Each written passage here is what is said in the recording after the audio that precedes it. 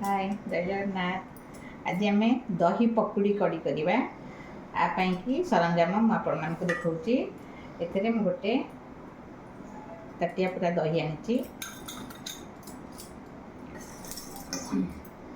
आधे 2 ग्लास 2टा ताटिया आम पानी देदेबा।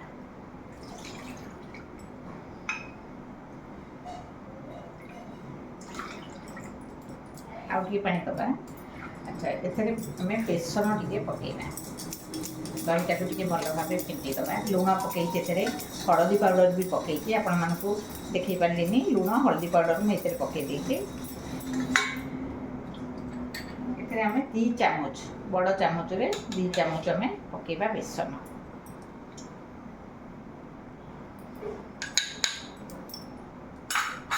बेसनटा भल भाव आम फेंटी दबा। देखो ये भल भाव दही बेसन पानी करके फेंटी देली।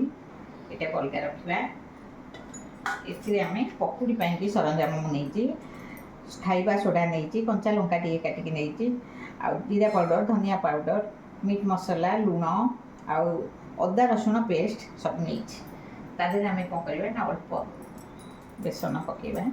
बेसनटा को आम पकुड़ी भाया छाणीद।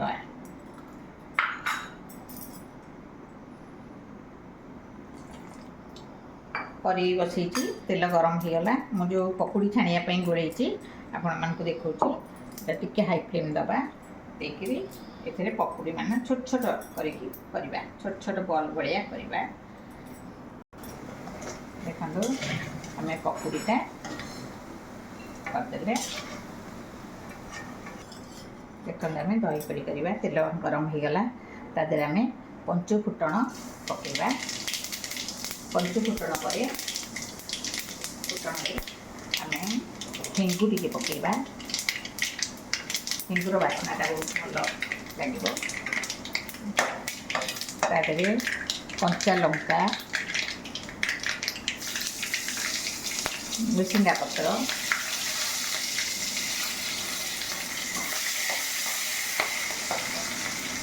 रसुण मुझे छेचिकी रखीदी रसुण को पकईदेला।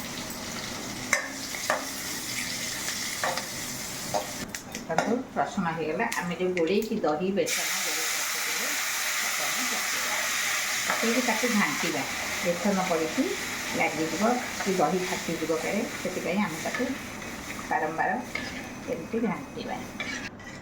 देखो आमर दही कड़ी होगला के सुंदर भाव में दही फुटीगला तादेह आम जो छाणिकी रखी पकुड़ी ताकू पकईदबा।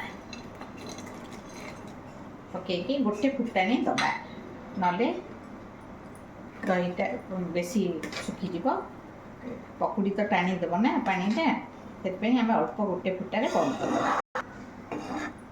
देखो आमर दही कड़ी रेडी एतिकी रहा यही अनुसार रखिले आप ठंडा होगला बेलू भल भाव ग्रेवीटा तार हो जाइए।